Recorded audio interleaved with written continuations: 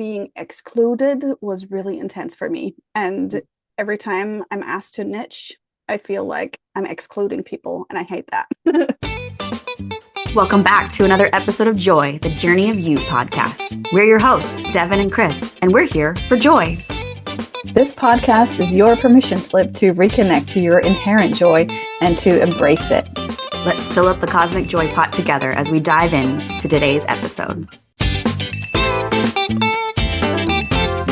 Welcome to episode 5 of Journey of the You podcast. Today we are here with Chris. I mean, we're here every day with Chris, but today we're going to dive deeper. We're going to dive deeper in getting to know Chris. You excited for this, Chris, to share with everybody? And I'm not just excited, I'm also a bit nervous, but mostly only excited. totally, only natural. I think anybody, right? Like any of you guys at home, I imagine if you were at an interview and somebody like the light was shining on you, it would just it's only natural for us to have nerves. So I love our authenticity of sharing about it. How I was in the same place last week when we interviewed me. So spotlight on you. it's a thing. It's a thing. But thank you for your willingness to share with us, because I know you're a fabulous person, and I would love everybody in the world to know how fabulous you are. Thank you. So why don't we just start with you sharing a little bit about yourself? So who are you, Chris? Who are you? Sure. So I will start with my professional background. So professionally, I am a scientist. I've been working in scientific research for almost 30 years. Crazy. Wow. And in psychiatric research for the best part of 25, I believe. I am also a coach, a personal coach. I started out with mindfulness coaching, habit coaching, healthy habits, and then to productivity. And then I expanded into energy work. And now I'm into intuitive coaching and alchemy and human design and very many rabbit holes. I love to combine all of that. And as I expanded my intuitive work, I also found out that I can communicate with plants, which is it felt like a huge gap between my scientific work, which is my day job, and then I had a podcast where I talked to plants. It felt a bit crazy, but it was really fun. It was really a great time. I did that for a year. And also, I'm an author, unpublished still, but it's in the works. And I'm an illustrator since Devin asked me to illustrate her book. That's how we got to know each other. And yeah, I'm also a mother of 2 teenagers. So if you hear doors slamming in the background or a dog barking, that's my family. And you are invited to be a part of that and join in the fun. Right on. Yeah. That was such a well-rounded vision of who you are, right? Like a lot of times, especially in the US, in Western culture, it's like so much about the profession. And so it's like, I love when we share about the wholeness of who I am. And we'll dive even deeper because there's so much, like those, like the doorways into who you are, Chris. So tell me a little bit more about like, what makes you tick? What are you about? What are your passions? My passions are really diving deep into anything that interests me. So I have rabbit holes that I will get obsessed with. So I love diving deep. I love getting out all the details, making the connections, creating new things from the little things that I have, like taking some from here, some from there, like you, right? With your different backgrounds and all the different things you work with. And I love creating things. For example, I love Notion, creating Notion templates, working with Notion. And with the kids, I love crafting. I love being outdoors with our dog. And yeah, I'm very active. It's hard for me to just be. Yeah. That's definitely a practice for me, and not something that comes easy. Well, isn't there a sense of being when you're diving, like when we're passionate about something, it's like we're so present, so being with that thing. And just to like, it's just interesting how we orient to it, right? Because we could totally be doing that dysfunctionally and just using it as a distraction, or it can just be like all of your being is Yeah. so in on something, you know? Yeah, for Yeah. sure. But I do try to have breaks in between where I truly do nothing, and that's a Yeah. challenge.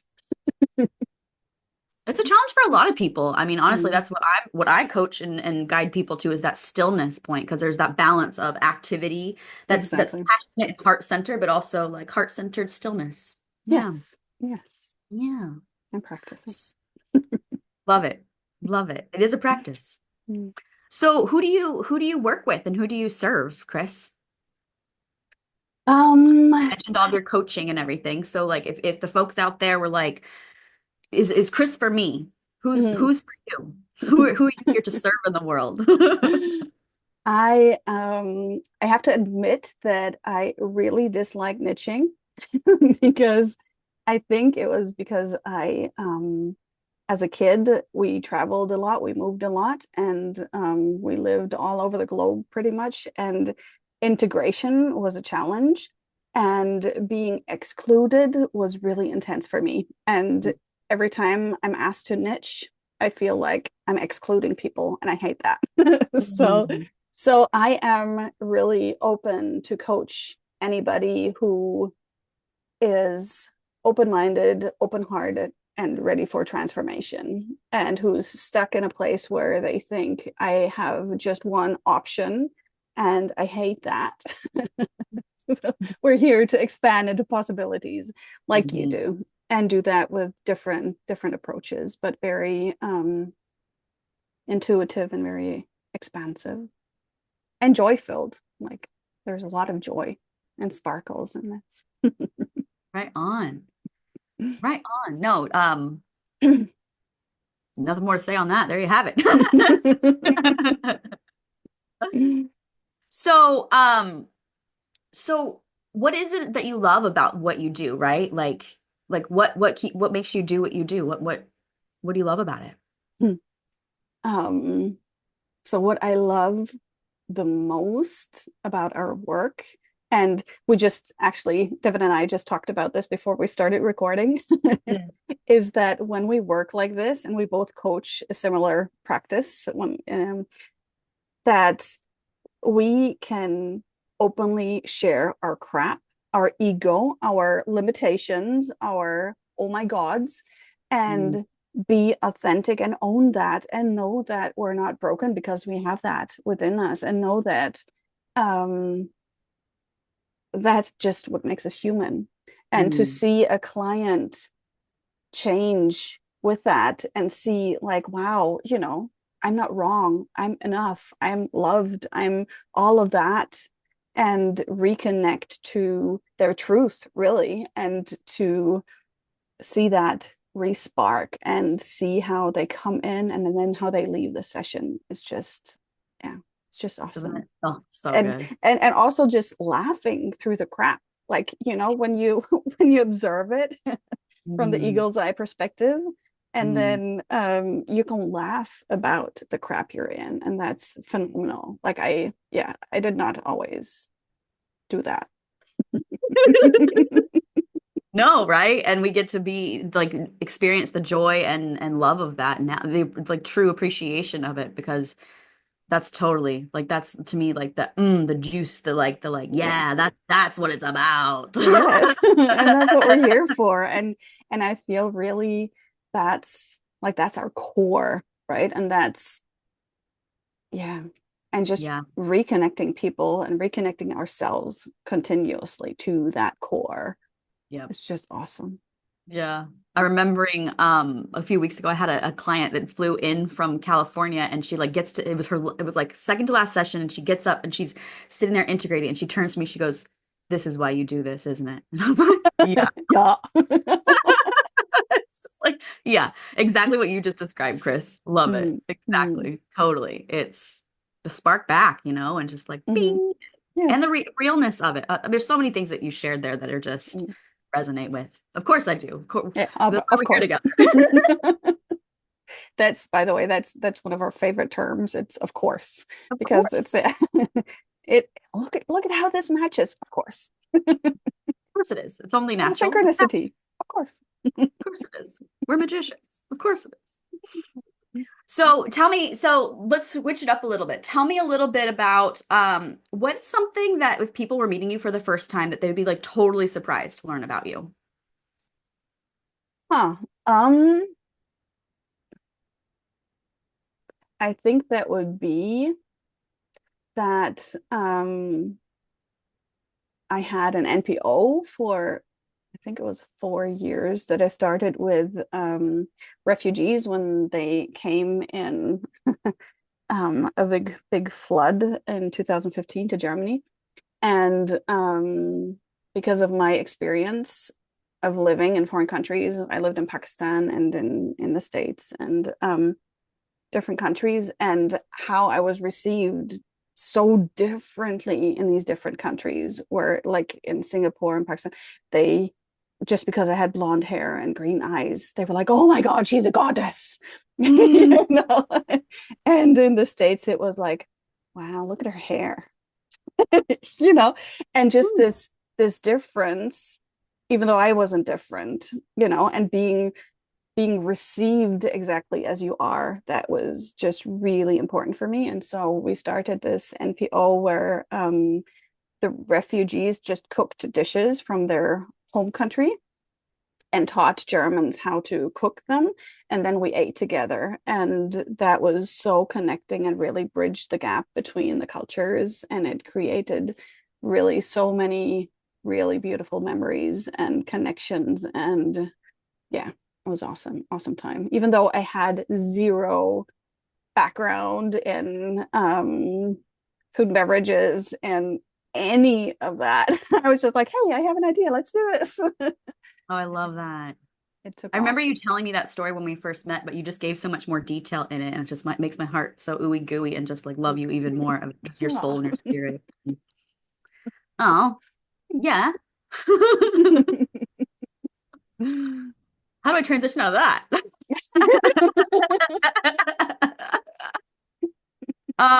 No, I mean, it just speaks to the joyfulness of your spirit in terms of like the joy of like the spark, right? Like it's so interesting. Like I just feel actually, you know what I was thinking this week is like we're using this word joy a lot, right? And this like the context around joy, but like right now, it's more of the spark that like especially those refugees of like needing to see light, needing to see spark, needing to see hope, right? And that's kind of the parallel I want to give to everybody as I ask these questions around connecting to joy is it's like that spark and joy within us and that life force within us. And so I'd love to dive a little deeper into what was your experience of joy and that spark of you growing up?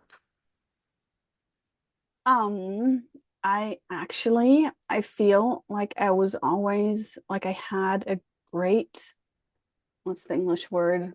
Like a tendency to be joyful. Like Yeah. I was generally a joyful person, kid, whatever.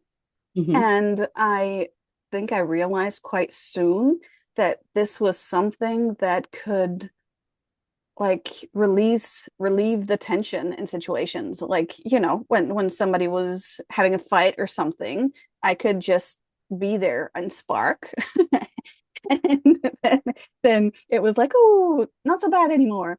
And I learned that as a coping strategy, I feel. Oh, And yeah. what happened then as I grew older was that I really went into this spiritual bypassing of Yeah. always being joyful, because that was my coping strategy of um, resolving or releasing tense situations. And um, at first when I heard spiritual bypassing, I was like, what is that even? I don't even get that. Like that doesn't make any sense. I was so in denial Mhm. until I realized, like when I started with the coaching and really diving deeper into all of this, I was like, oh my God, totally did that. That is 100% me. Yeah. So how do you relate to joy now? Very differently, because I am at a place where I feel like we talked about in the past episodes. I don't know which one actually. Second, authenticity, third maybe. Yeah. Um, um, I feel I'm very much in this place where I can, like, when I am joyful, I'm authentically joyful.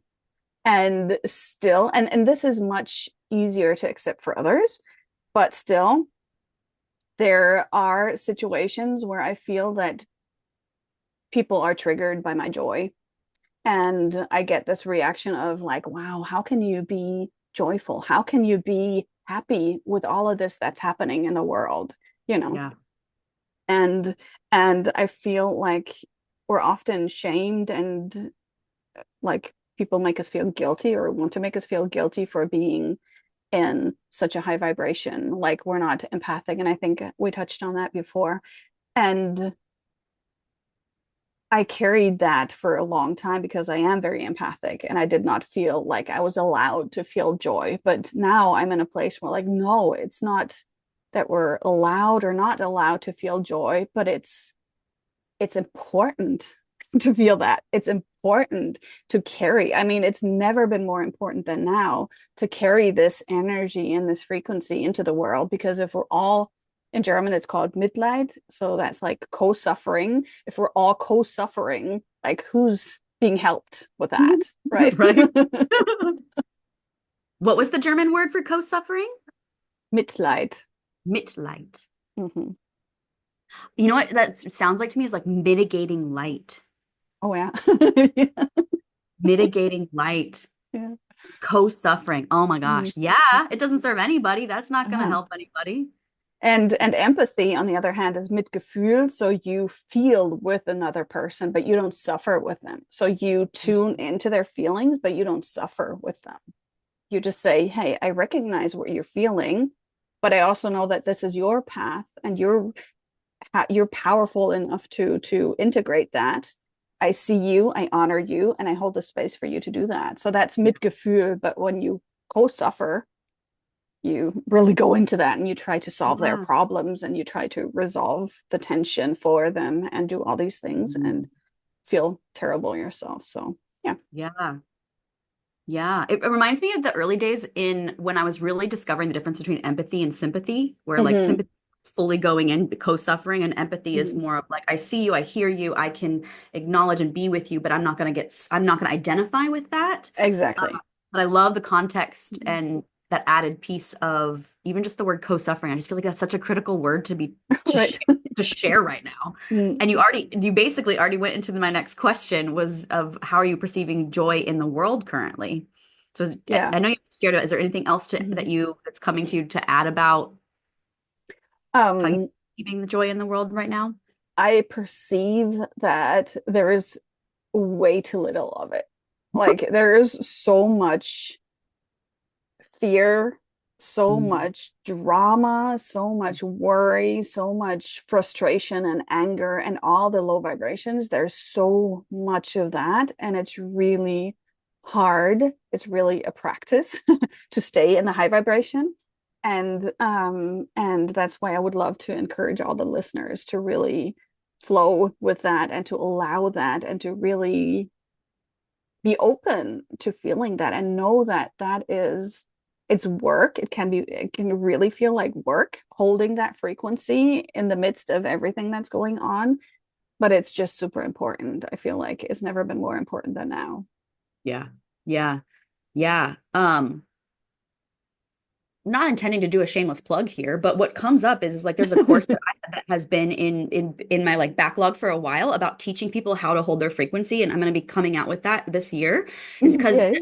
there is this perception that it is hard, and when Mhm. you don't know what you're doing, it totally is hard, but Exactly. it's so important, and that's why we were called to like the things that you and I are both, and everybody right now, but if we just talk about what we have awareness of is like the things that you and I are here to bring forward to people as opportunities to like this very podcast, right? We're visualizing a cosmic pot of joy that overflows and people can tap into, right? Hmm. And so even if it's just listening to this podcast, like you're in it, right? And Mm. it's you got to tap into it because it can be hard if you're doing it by yourself, right? If you're just out Mm. in the swimming in co-suffering land,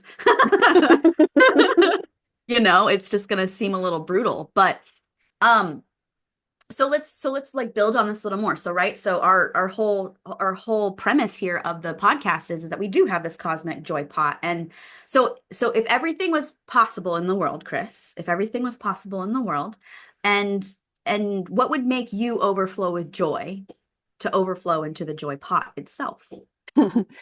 First of all, I want to acknowledge, because we forgot this in the past episodes, because this has been such a big part of my life since I started it, that I totally forgot to acknowledge. But this cosmic joy pot visual actually came from Prune Harris, who's an energy worker, and she shared this in one of her newsletters. And I was like, oh my God, I love this so much. And since then, it's been like a daily part of my life. And so yeah, the cosmic joy pot, what would make me feel so joyful is that if everybody knew their truth, like who they are at their core, and could live and act and experience their lives through that, that would be so amazing. Like their core is Mhm. this innocent, joyful, childlike soul who's here just to experience life at its fullest and Mhm. experience everything without judging what's good and what's bad, and just here for the ride. And if we are aware of that, life becomes so much easier. There is so much less, like, if you stop judging yourself, you don't judge others. And with that, it would be like, I mean, it feels like I'm, like this interview in a beauty contest. What would you love? World peace. I would.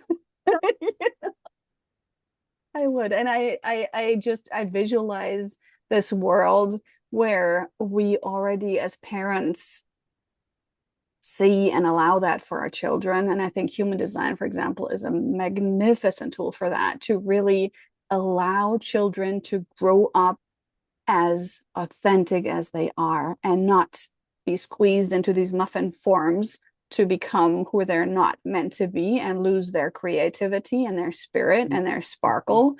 and just be in their genius, and for us grown-ups to be in our genius as well, and to just enjoy that. And yeah, it just feels like life would be so healthy and so happy and so much more peaceful. I would love that. All of Yeah, that goes into the cosmic joy pot. there you have it. Overflow, overflow. Oh, yeah. Yeah, and I mean, I know you and I can feel it, but you guys that are listening, just notice as we're talking, like Chris is just sharing from her heart her truth, and just like she's oozing. She's just oozing right now. She's just overflowing. Just overflowing. I just see like golden honey coming over the the uh the The golden pot, rim, the rim of the joy pot. right? Yeah. Totally. Right? Remember Pooh Bear who had his just Yes. gold. I love it. So tell us, Chris, where can people find you if they wanna find more about you and or work with you? Well, the obvious one is chrisbrandwein.com, which is my website. And I am also in parallel starting a separate YouTube channel where I also dive into similar topics or things that yeah, are on my heart, on my mind. And I do that with visuals. So you won't see me on that YouTube. It's just my visuals. You can see me here.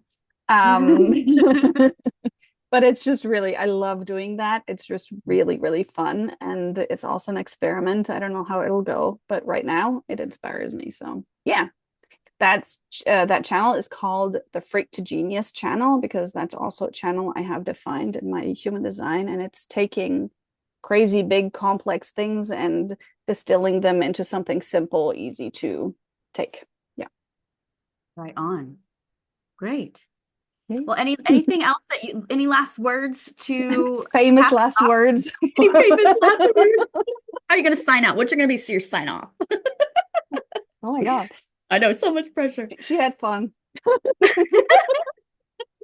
She was here for the joy. Right on. That Yeah. there we have it. She's here for the joy. I'm here for the joy. We're here for the joy. And hopefully you're here for the joy with us. So Yay. until next time, thank you so much, Chris, for sharing your joy with the world. And we'll catch you guys on our next episode. Yay. See you soon.